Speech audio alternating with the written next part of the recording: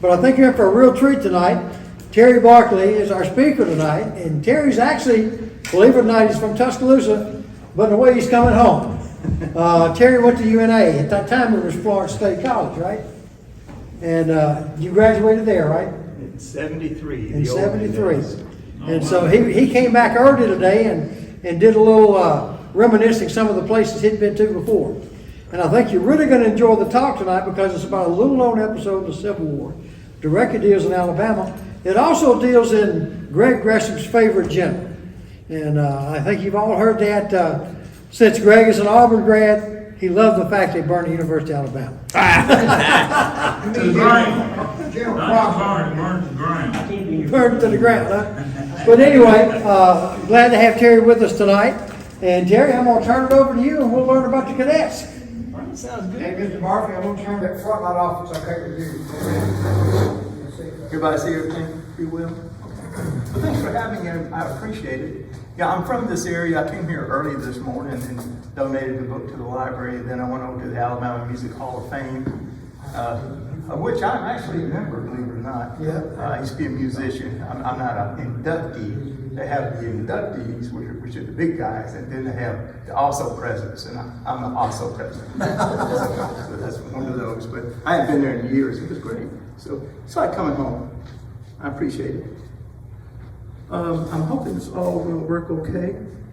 The little book, Twilight of the Confederacy, I don't have to do this for this group, but usually I have to say it's not a glorification of the Confederacy. Basically, Twilight of the Confederacy is on its last legs. Mm-hmm. And what we're talking about really, for the most part of the book, we're talking about April 1865. And, Crosland's raid on Tuscaloosa was April 3rd, 4th, and 5th, 1865. And who surrendered on April 9th? Lee at Appomattox. And then on April 14th, Abraham Lincoln was assassinated. And by that time, Wilson's group, main body, had made it to Macon, and they were instrumental in capturing Jefferson Davis and Alexander H. Stevens and all that. So it's just everything's packed into just a few weeks. And Wilson's raid started in March and went into April, but still it was less than 30 days, the whole thing. And probably one of the, as I mentioned in my book, it's probably one of the more outstanding cavalry raids in history, not just American history, but throughout history. Wilson had the largest cavalry corps ever assembled on the North American continent. When Wilson came down from Gravely Springs and Chickasaw, he had 13,500 cavalry. No infantry on the ground. He had mounted infantry and horse artillery, but no infantry on the ground. These guys were moving. 13,500. And I mean, that's a huge bunch. And they're coming down into central Alabama and western Georgia to take out the agricultural and industrial activity that still remained. And this was a largely untouched section of the Deep South. And what they really wanted was Selma, Alabama, and Columbus, Georgia, and both of those were large Confederate industrial centers. And Croxton's raid that we know of in Tuscaloosa was really a diversion of Wilson's cavalry corps comes down from Gravely Springs and Chickasaw once again. They get as far as Elyton. You know what Elyton is? It's Birmingham. There was no Birmingham during the Civil War. So when I tell that to different groups, they look at me like, what? No Birmingham? Yeah. It's like Blue Mountain. There was no Anniston during the Civil War. And so you had to kind of temper things like that. So they came down as far as Edenton. And Wilson is what he's trying to do, create a diversion and send Croxton to Tuscaloosa, not only to take out the utilities there, and Tuscaloosa was a munitions center, and so was the university, but also to take out the University of Alabama, which was a military school, in which during the entire war had been producing officers and men for the Confederate cause. But we'll get back to that a little bit more. Let me see if I can get this to work real quick. Okay, everybody knows Bedford Forest. Oh, yeah. The problem is, in April 1865, Bedford Forest is not the same Bedford Forest of old, at least his troops aren't. He is reduced to mostly conscripts, 2,500 to 5,000 men, mostly old boys, old men and young boys, old men and young boys, and they're scattered. And so his 5,000 aren't even together. And he's facing 13,500 cavalry from Wilson's corps. What he decided to do is create a diversion, because he was trying to beat Forrest to Selma. And he didn't want all these Confederates on his tail. And so he wanted to reduce that number, which is what he did. And so Croxton's raid, which is part of Wilson's overall raid, is a diversion. So, but Nathan Bedford Forrest is really the only real Confederate unit left who could fight against Wilson's raiders from there. Okay, let me go here.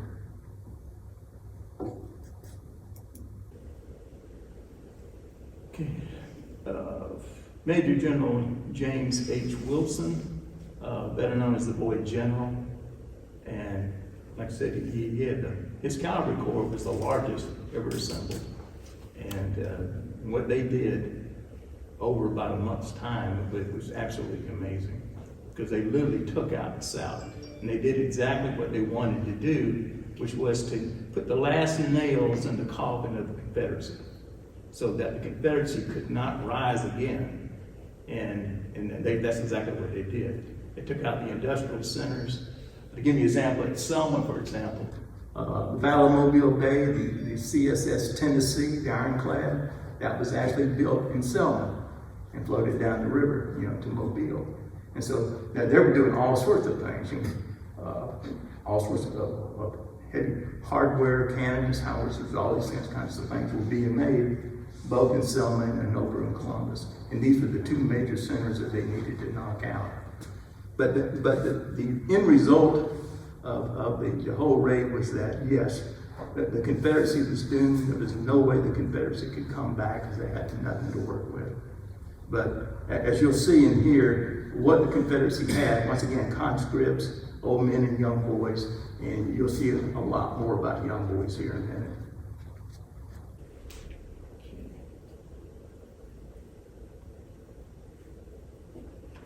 me and Mr. Mouse. This is Landon Garland. Now, Landon Garland was the president of the University of Alabama.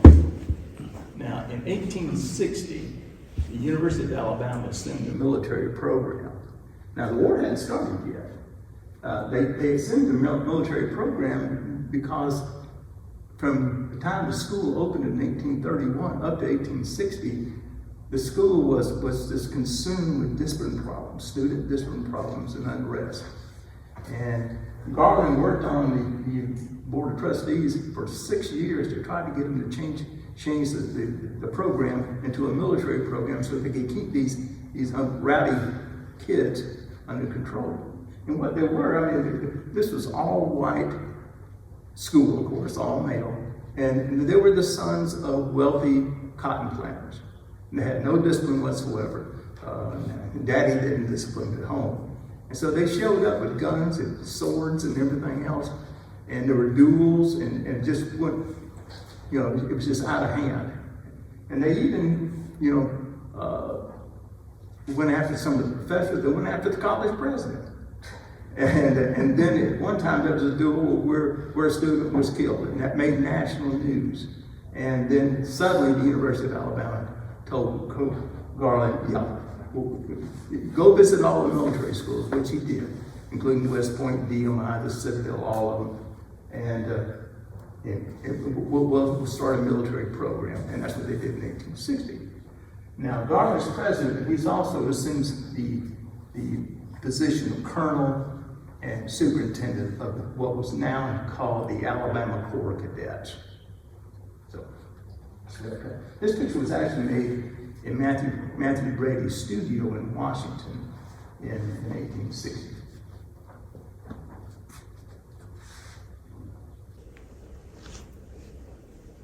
Caleb Hughes was actually the first commandant of cadets for the Alabama Corps of Cadets. He was a West Point grad who was recommended for the job by the superintendent at West Point. And like I say, he's the first commandant of cadets there at Alabama. But he only stayed until the war actually broke out. And when he did that, even though he was a Northerner, he gave his allegiance to the South. And Jefferson Davis sent him overseas, sent him to Europe. And his job was to get supplies and armament and everything for the Confederacy. And he was so good at what he did, he spent the entire war in Europe. In fact, they were even working on the Confederate Navy, over in Europe. So Caleb Hughes is out of the picture pretty close to the beginning of the war. His assistants were all VMI graduates, Virginia Military Institute. And the man that would take over for him is a man by the name of James T. Murphy. I'm hoping he's going to be next. There he is. Please remember Murphy, because we're going to go back and forth to Murphy. Murphy plays into this story a lot more than he does. I used to be the archivist at Marion Military Institute, and Murphy founded Marion Military Institute. And he was also the commandant of cadets of the Alabama Corps of Cadets during the Civil War. So you got a connection already. He's a VMI grad. He graduated first captain. He was the highest ranking cadet. He also graduated first in his class academically. So maybe he did something else. And he took over the Corps of Cadets for the duration of the war. When a cadet or when a student joined the Alabama Corps of Cadets, they were issued a commission by the governor. As you can see, the governor's signature, and in this case it's Governor Watts, is on the bottom of this commission. It's interesting to me that the commission is on line paper, which seems a little unusual, but this one's in 1864, and I think that late in the war, it got to the point where paper was very, very scarce. Everybody's doing cross-hatching and everything else, and so that's why that was done that way. Most of these images are from the William Stanley Hoogle Special Collections Library at Alabama. You got the Gorgas Library, and then there's the Hoogle. And the Hoogle used to be in the Gorgas, and now it's in a separate building named for Bear Bryant's wife, by the way. And that have a wonderful archive. I mean, just absolutely incredible archive. So, and yes, I graduated from Alabama with a degree in archives and special collections, and I worked at the Hoogle, so I know everything's coming back. Okay, this is the only known photograph of the Rotunda at the University of Alabama. It was sort of patterned after Thomas Jefferson's Rotunda at the University of Virginia, his academical village, and this Rotunda will be burned to the ground by Crofton's raiders. Now, to get your bearings here, where the fence is, that's University Drive today. The picture is actually made from the president's mansion. So those of you who are familiar with Tuscaloosa, and the walkway is about where Benny Chimes is. You go right up to the Rotunda. And then there were dormitories on both sides. You'll see more of this as we go along. And they turned into barracks, of course, during the war. But That's the only known photograph that they have of the Rotunda. And most of these photographs are from the Google. this is a typical cadet. This one just happened to be from Tuscaloosa, but he's a cadet officer, and you can see the cadet sword, the shako with the plume. The plume always designates that this cadet is an officer in some way. And here's another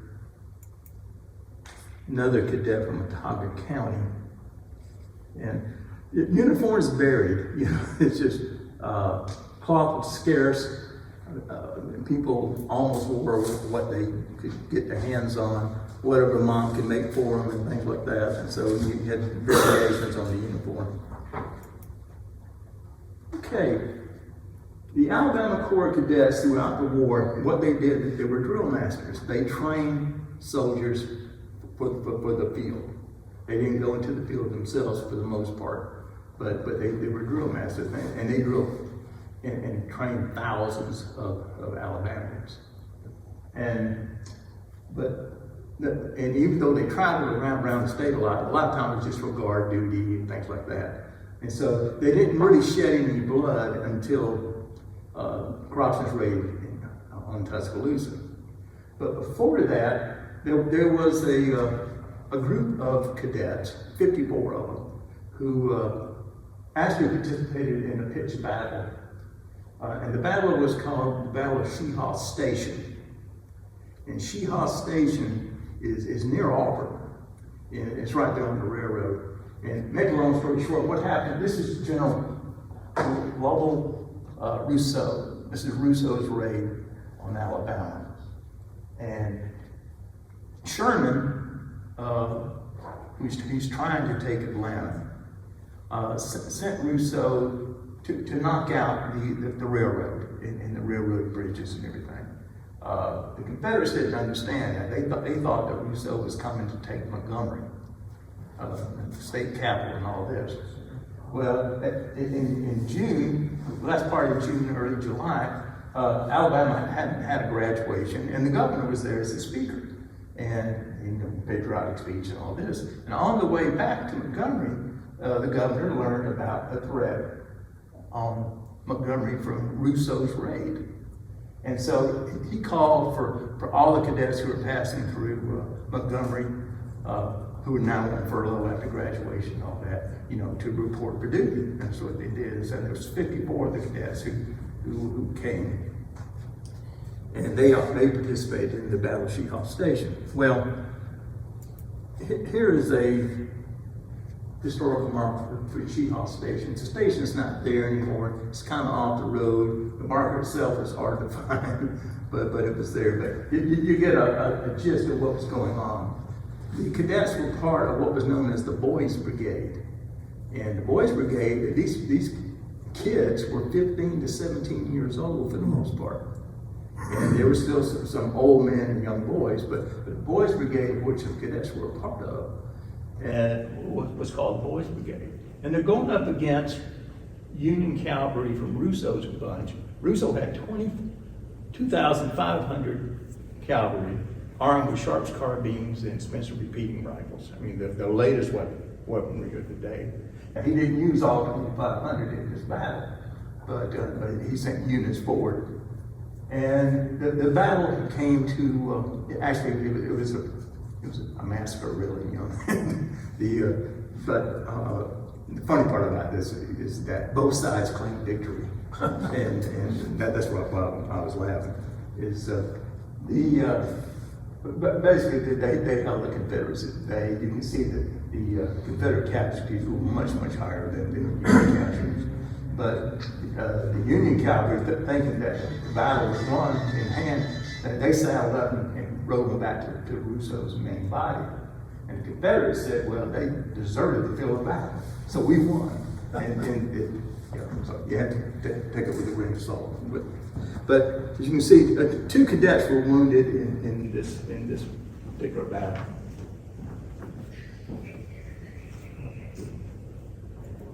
All right.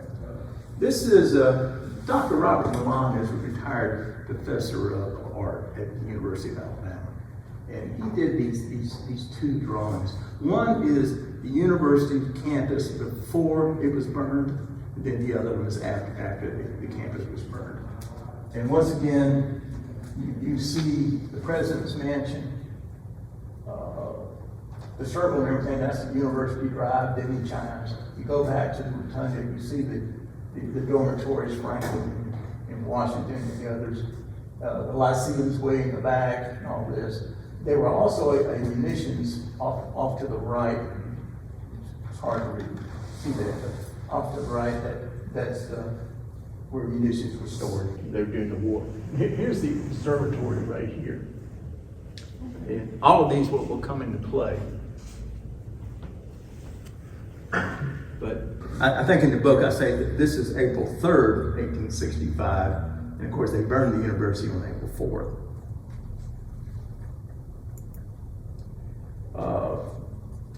An engraving that was done in the University of Alabama during the Civil War, so you can see how it is with the fence and the gate and everything else.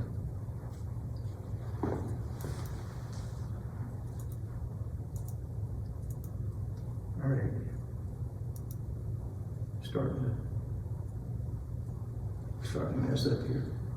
Let's hit next on that, okay, click it now, so we'll. Let's see what it will do now. Yeah, okay. This is Croxton. This is John T. Croxton. Croxton's Raiders. Once again, 1,500 of them armed with Spencer's carbines, Sharp's carbines and Spencer repeating rifles. So well armed, all of them. Horse artillery, the whole bit. Croxton is interesting. I talk about both Garland and Croxton at the end of the book, but Croxton's father was a slave owner from Virginia, and Croxton himself was advocating against slavery, and he lived in Kentucky. And later on, he after the war, he went down to Bolivia, La Paz, and he died of consumption down there. And he was in his 30s, late 30s. So, kind of gives you an idea. But that's Croxton. Okay, this is General William Red Jackson.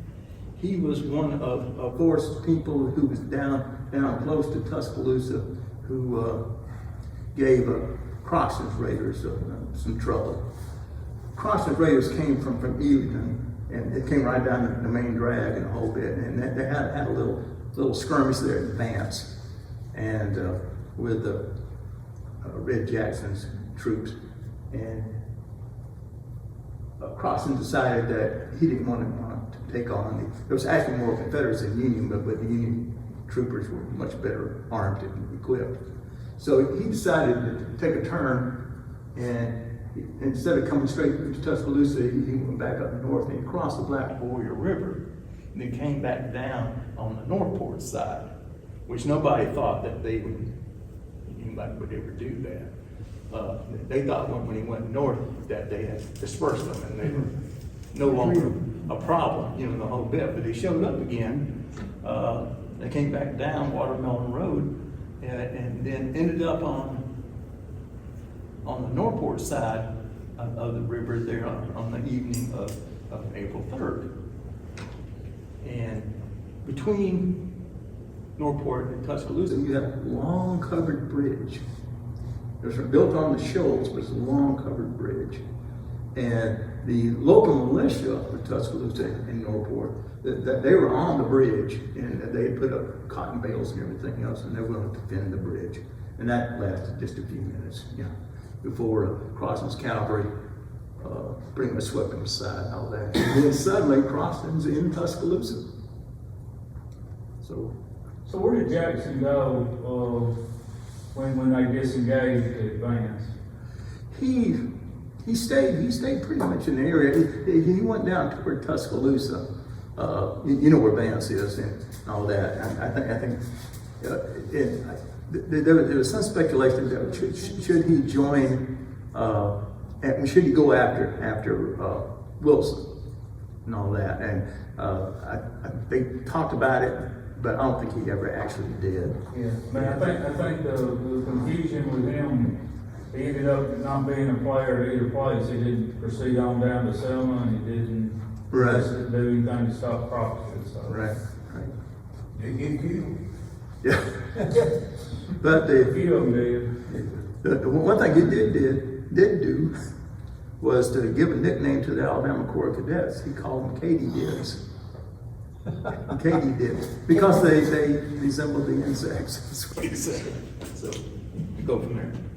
A lot of what you see about the Alabama Corps of Cadets, they call them Katydids. Okay, this painting was done by John Paul Strange, who was a famous Civil War artist. And This was commissioned by the University of Alabama in 2010. And it shows the Alabama Corps of Cadets on the night of April 3rd, morning of April 4th. You got President Garland is on his horse. Bring down the horse. We'll see the President's mansion in the background. Of course, if you know anything about Alabama, you know the little roundhouse. Little roundhouse, and then that's the Rotunda that was burned to the ground. And this is the drum corps, the University Drum Corps is playing the long roll and all that. And the cadets are coming out of their barracks and they're assembling. That's what the painting is about here. I should mention that the University Drum Corps were slaves. And they actually, when they were on duty, they actually lived in the roundhouse, and so that they'll be ready to go when the time's coming. And as soon as Garland found out that the Yankees were in town, as they said, he came running from the big house, from the president's mansion, told him to beat the long roll that the Yankees were in town. And that's basically where this painting takes off at. Now, were these two buildings connected? No, they were pretty close to each other. It's just the angle in which I just wondered how one burned and the other did. Well, the roof of the roundhouse did burn from sparks from the Rotunda and all that. I should mention to you also that this painting was, as I said, was commissioned by the university in 2010. 10 years later, in 2020, the university decided we're going to forget all about our Confederate heritage. Yeah. And I mean, it just seems that in 2020 is when they removed the 3 Confederate monuments from the quad. I talk about that in the book and everything else. And this painting suddenly disappeared. In fact, it took me a while to find out who had it. It ended up in the director's office for the Alabama museums. It's over with the state museum of nature. What is it? Natural history. The Natural History Museum. Yeah, it's over there in the office. But they actually in 2010 they actually sold prints and everything else. You know, but yeah, putting it down. Destroying our history. Yeah, well, that's my big complaint, and I talk about it in the book, is that we've gotten to the point at the university where so many of the students have never heard this story. You know, They didn't know that the university stayed open during the Civil War, that the student body was a cadet corps, that they trained officers for the Confederate Army. And they didn't know that the university was burned to the ground. So that's one of the things I'm trying to point out in my book. So, all right. This is basically the same picture, and that's today. But now you got the Gorgas Library right beside it, and then this is the roundhouse today. And you look back through the trees, you'll see the President's Mansion, and this is the quad. So just to give you an idea of how much has changed.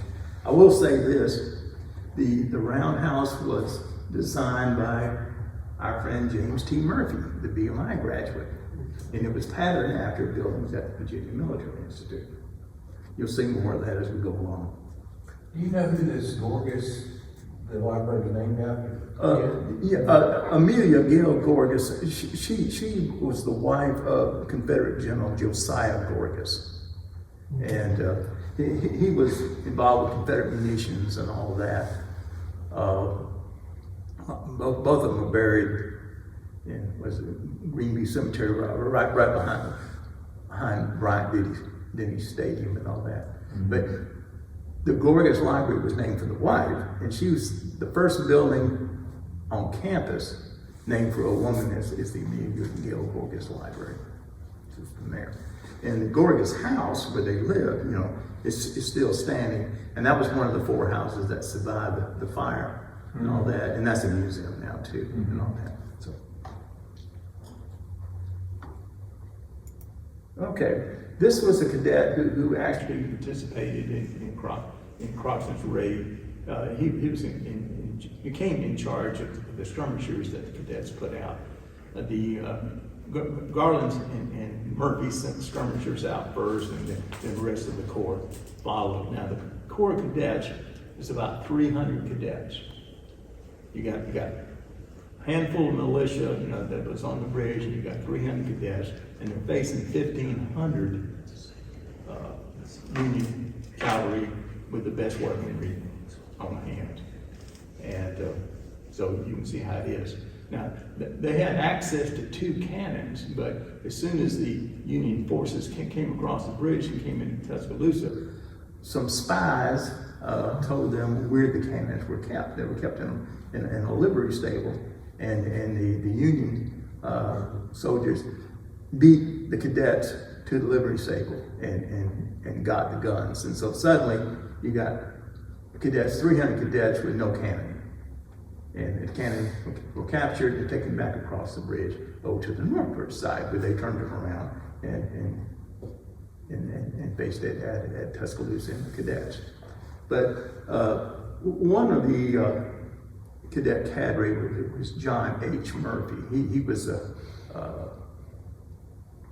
half brother of James T. Murphy, our Murphy that we're talking about. And he was wounded in the foot, and there were several others who were wounded. They went right down Broad Street to the hill, over River Hill is what it's called, overlooking the Black Warrior River, where the bridge is today, but it was, like I said, it was a covered bridge. And they fired a few rounds, and the Union forces fired a few rounds, and there was a few casualties on both sides, but that was basically the Battle of River Hill, or the Battle of Tuscaloosa. It was a skirmish at best, and it became very clear to both Garland and Murphy with the cadets that there's no way we can take on these guys, and we're going to be massacred. And so they decided to be in an orderly retreat back to the university, and suddenly all of Tuscaloosa is in Federal hands. But they tried. They did try. The other thing I want to mention to you, some of the sources you see will tell you that the average age of the cadets was 17, and there were actually a few that were 18, maybe 19, even 20. I think they had 1 or 2. But the very bulk of the cadets, of the 300 cadets, were 16 and 15. Wow. These were kids. And in 1862, what the biggest problem that the cadets had during the Civil War was desertions. The kids would desert because they wanted to go out and fight in the war. They would desert and go off and join Confederate units and go on. And the Corps kept getting smaller and smaller. And so President Garland, got permission to add 14-year-olds in 1862, as long as they were given a preparatory education. And so for the bulk of the Alabama Corps of Cadets, you're looking at 16, 15, and 14. I mean, you're looking at kids who had never been in battle before, for the most part. And that's younger than the Vietnam Cadet Corps, for the most part. Okay, this is, after Croxton's Raiders burned the university, this is the afternoon of April 4th. And this is another one of Robert Milan's things. But you can see what was burned: the observatory, the Gorgas house, and the little roundhouse with the burnt roof. And you see how far the roundhouse actually is from the Rotunda and all that. Everything else was burned. President's Mansion and the observatory were all saved by very gallant women. who put the word on the Yankees who came to, I'd call them Yankees, who came to burn the places down. Louisa Garland, the president's wife, they had fled the house the night before, but she came back in the morning and they were burning her furniture and everything, and she put the word on us and told them, you guys stop and get out of here. And she even made them straighten up the furniture and do everything else before they left. And this dominant woman, this scared them. These most of the Union soldiers were kids themselves, And she read them a riot act and sent them packing. And that's why the President's Mansion wasn't burnt. The same thing with the observatory. The observatory was a really nice observatory. It had really nice equipment and all that. There was the wife of Governor Pickett, a former governor. His wife came over and basically stood guard there at the observatory, saying, "You're not going to burn this," whole bad, and put the word on them, and they backed off again. So, it's just odd. So that's why we have it. And one of the good things was that somebody had the wherewithal to take the records of the university and throw them in the basement of the observatory. And that's why the university still has most of its records, from the Civil War era. Wow. And they're all over in the pool, by the way. Do that. All right. If you have any questions, feel free to ask them, but it'd probably be better. Okay, wait a second. I'm doing this again. Just go to the top. Go to the top. Very top. No, the top on the first thing where it says names.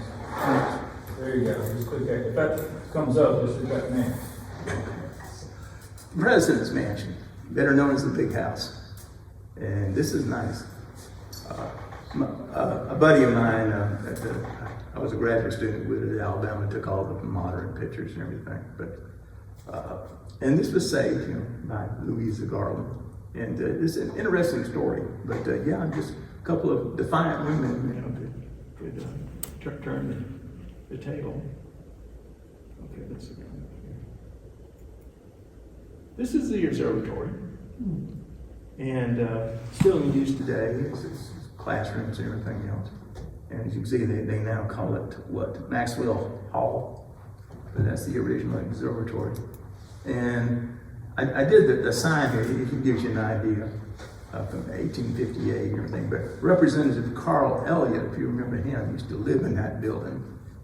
He used it as a dorm and everything else at one time. And if you look way over to your left, you're looking at Brian Denny Stadium. So, okay, from the top steps of the Gorgas Library, where this picture was made, you're looking down at the foundations of the original Rotunda. That they say part of the foundations. If you can see those, it's foundations. They excavated those years ago, and there's some signage and everything for that. And if you look further down, you'll see Denny chimes there at the end. But if you want to see where the Rotunda was, at least the front part of it, it will show you.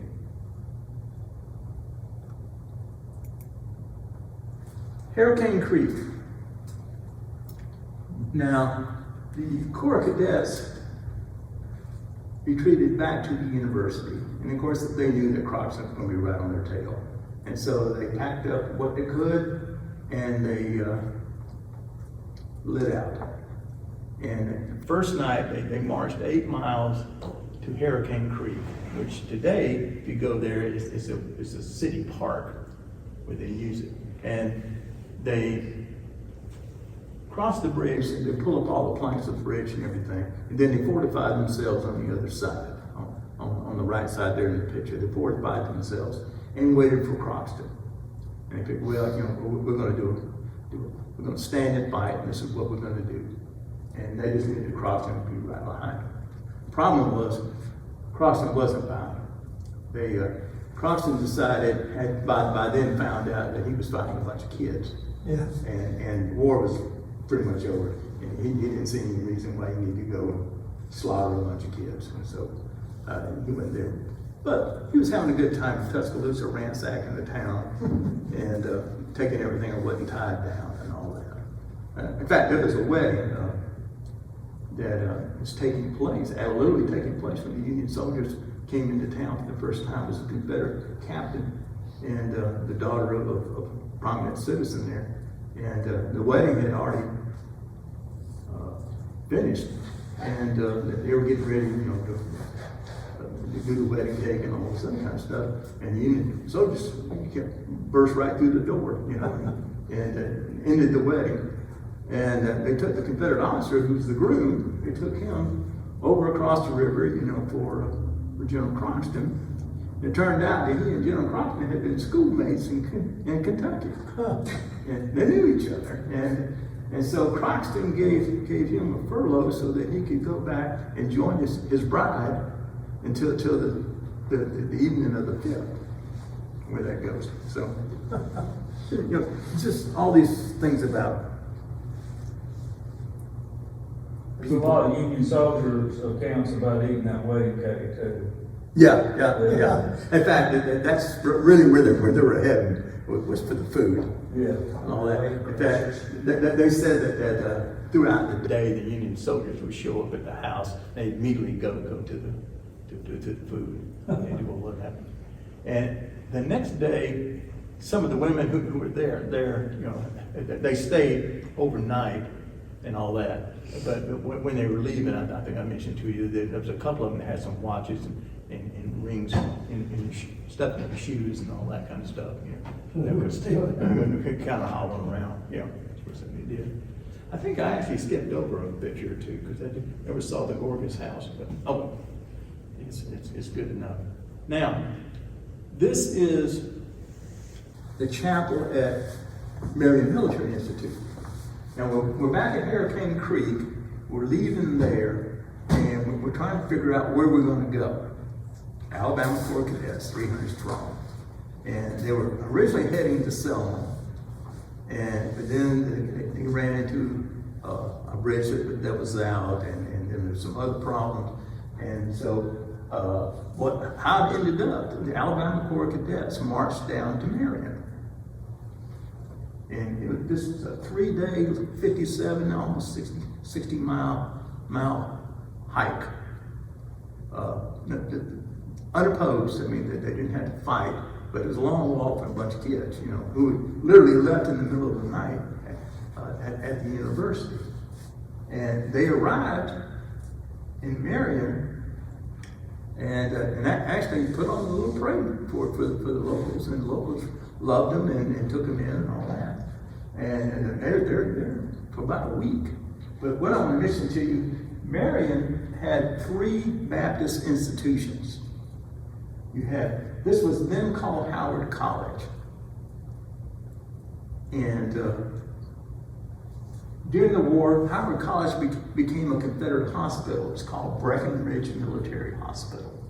And that main building there was Breckinridge Military Hospital.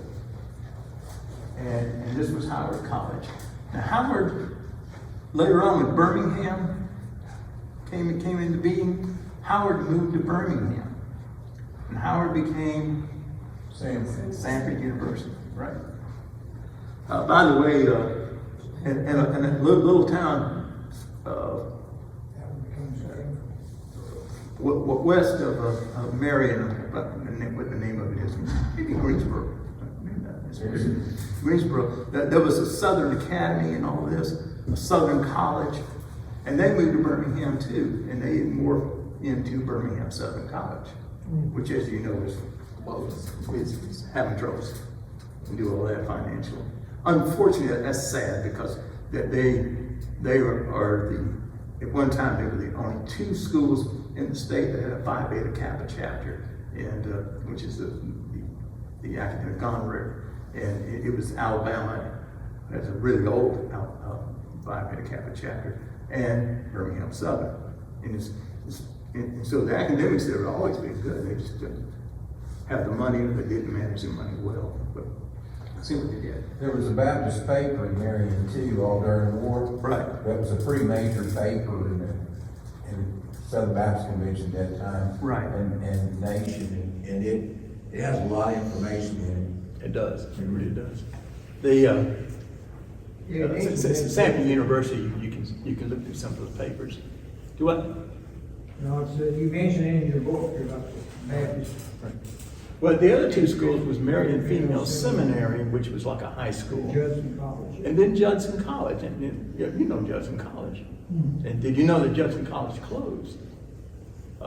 It closed a couple of years ago after 183 years. Wow. You know, it's an all-female college. 1938. All-female college. What I remember when I was growing up, it was the school that the quintessential Southern belle went to. You know, it was horseback riding and tennis and all this, you know, finishing school. And they all married well. And a lot of them married cadets from Marion Military Institute there in town. You used to have a lot of marriages that way, but you didn't later on. You know, things changed. And so, of the three Baptists, and these were all Baptist schools,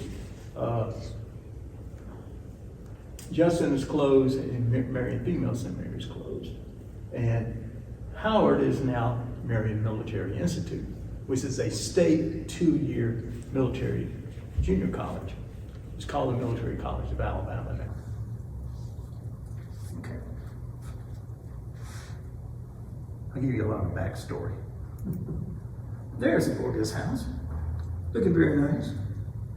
And the reason I have the Gorgas house in here is that James D. Murphy, once again, our BMI boy, after the war, when the war is over with, he's an architect, and he lives in Tuscaloosa. We'll show you his house here in a minute. And the university hires him to build the very first building on campus after the university was destroyed. And Murphy had an office here in the Gorgas house. He was paid $7,000 to build this building. And let's see what we came up with. Well, first of all, this is Murphy's house. That's actually his wife's house. As you can see today, it has student apartments in it, and it's all been cut up and everything. But the house used to be at 815 Queen City Boulevard, but today is at 815 17th Avenue. Now the difference is they never moved the house; they replatted Queen City Boulevard, and so where it used to, and it used to have a lot of land, and it came right out to Queen City Boulevard. But then now, if you go there now, it's nothing but houses. You know, every square inch has got a house on it. But this is the Murphy home, as we'll call it. The Murphys were actually married there in a parlor in 1861. After all the years at Marion Military Institute, when they retired, they came back here, and this was their retirement home.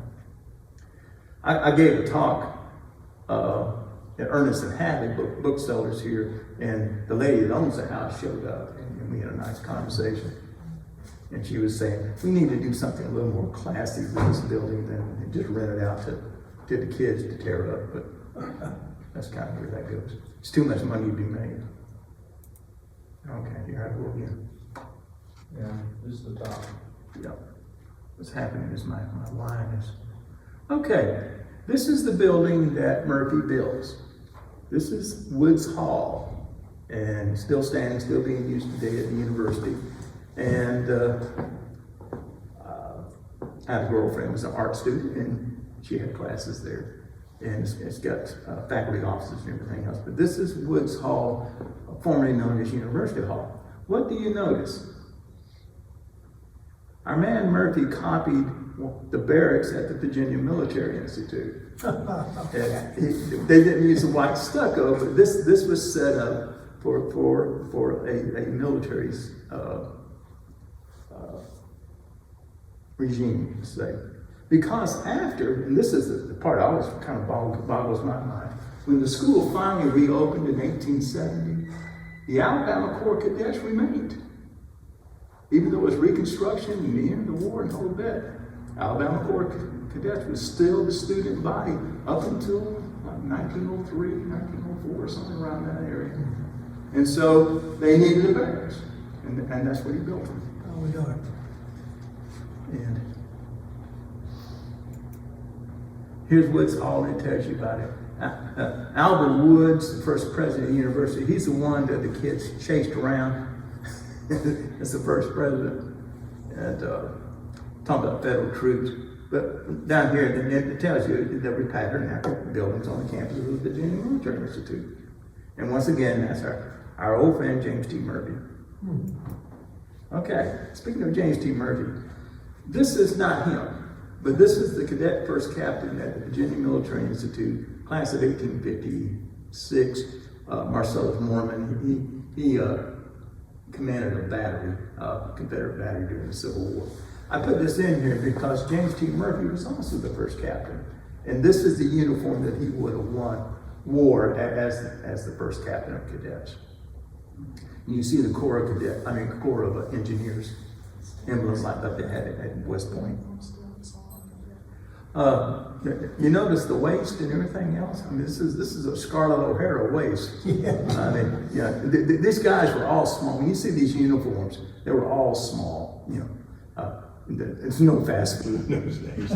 All that kind of, they were all small and during the waist. And of course, Confederate soldiers during the war, I mean, for the most part, they were coming up with their own food. So everybody was skinny as a rail. So, Other than Winfield Scott. yeah. Except for Winfield Scott. Yeah. Rank has its privileges. And Bull Nelson. Yeah. That's it. Yeah. But you see some of these uniforms on the mannequin and the whole bit, and they're really tiny. Yeah. Okay. In 1871, James T. Murphy, our boy who was the architect, now becomes president of Howard College that I showed you earlier. He now becomes president of Howard College, and this is during the Reconstruction. And guess what he does? He starts the Cadet Corps at Howard College. And complete with weapons and the whole bit. And how these people were able to get away with all of that during the Reconstruction period. But they did. They did it at the university, and he did it at Howard College. This is the only known photograph of Murphy in uniform. And this is the Howard College Corps of Cadets. I should tell you now that reason I show this, one of the problems we had at Marion Military Institute was the rumors that cadets had spread over the years. It was the long-standing bit about the gallant charge of the Howard College Corps of Cadets at the Battle of Selma. The whole bit. I mean, it was very much like VMI at the Battle of Newmarket. Yeah. The only problem was there was no Howard College Corps of Cadets during the Civil War. Howard College was closed, basically. What their students were out fighting with other units and all this kind of stuff. But it made a good story. And in fact, I even read a long treatise on it and a whole bit, except not a bit of it was true. But it went down through the generations and all that. And everybody just knew it was true, but it wasn't. And I mentioned in the book, there was no Howard College Corps of Cadets during the Civil War. So just to try to bring that out. Okay, speaking of Marion Military Institute, just to just give you an idea, our building, Breckenridge Military Hospital, is now the Cadet Chapel. This is the 175th anniversary of the school. Of course, they date the school to the founding of Howard College in 1842. See, that's how they played that game. But anyway. Okay. This is a picture. This is James T. Murphy as an elderly man, as the president of Marion Military Institute. And this is his son, Hobson, who takes over from him. And all the first three presidents of Marion Military Institute would all be Murphys. So it was a family thing there. And of course, at this time, it was a private military school. It's sort of pseudo-private. It's still basically owned by the Baptists, too. The Baptists are the ones who put the money in it. Okay. Booker T. Washington.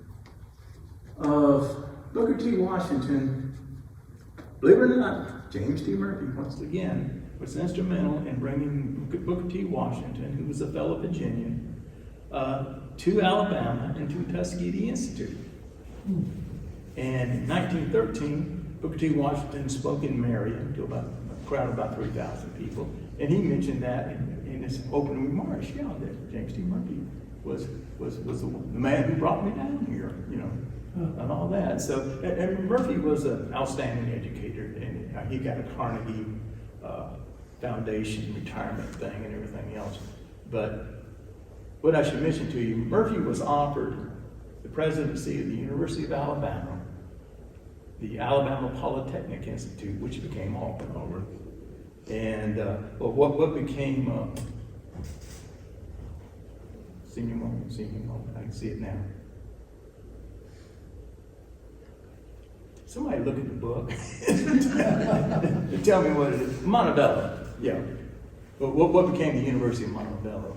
He was offered the presidency of all three of these schools, and he turned them down to stay at Marion Military Institute, which was At one time, it was a nationally known school. It still basically still is, you know, but that's the way they did it.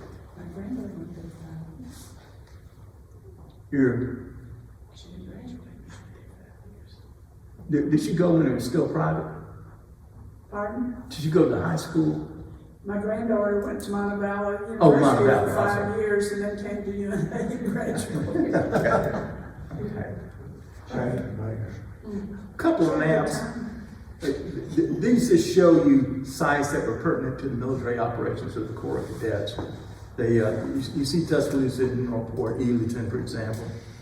Chickasaw and Gravelly Springs up there, you know, for Wilson's Corps.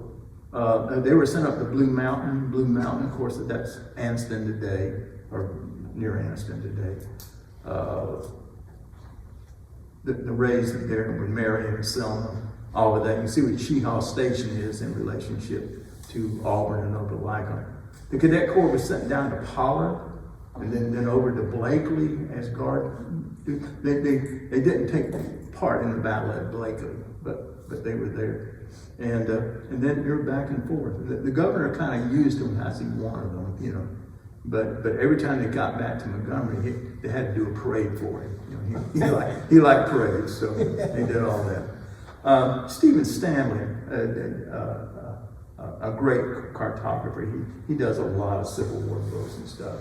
I befriended him on one of my earlier books I did on the Dunker Church of Antietam battlefield, and he's just a great cartographer. And so now I can get him to do stuff for me for, you know, cut rate, which is a good thing because I don't have any money. So okay, this is a map of Wilson's raid, and you see coming down from Chickasaw down to Eagleton, and then it goes down to some of these other little towns. And Wilson is moving on. He's heading toward Columbus, Georgia. That he will take that.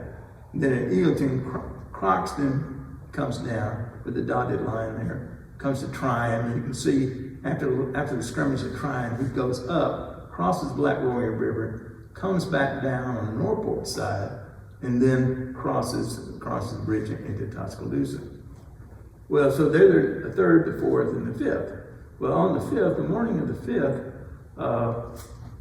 Croxton in total control of Tuscaloosa. The cadets were long gone down toward Marion. And suddenly some boys come riding in on the horses and say, Jackson is coming, Jackson is coming. And this is Red Jackson.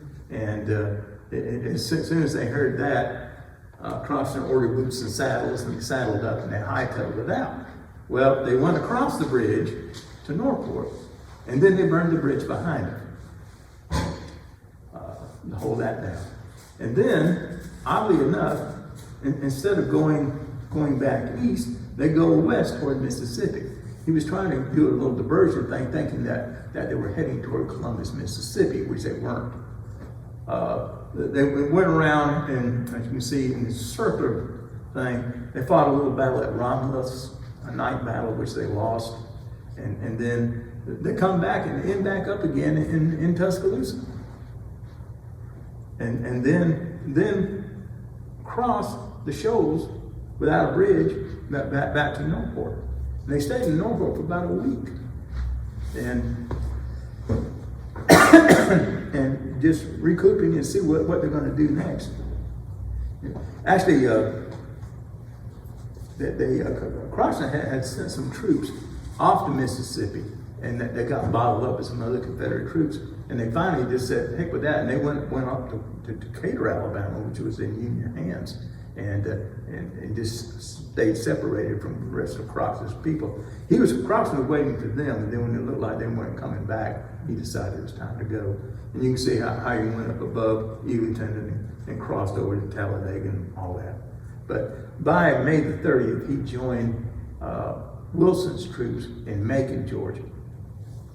And that would be the end of Wilson's raid. But there's a listing in the book of everything those two were able to accomplish, and it's staggering. It's absolutely staggering what they were able to do, and why neither of them got the recognition that they deserved.